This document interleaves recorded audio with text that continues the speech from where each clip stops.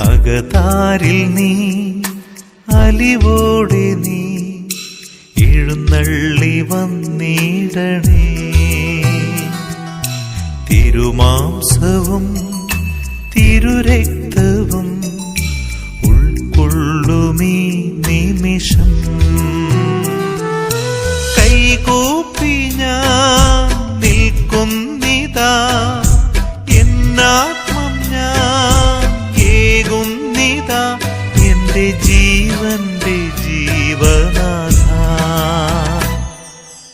അകതാരിൽ നീ അലിവോടെ നീ എഴുന്നള്ളി വന്നിടണേ. തിരുമാംസവും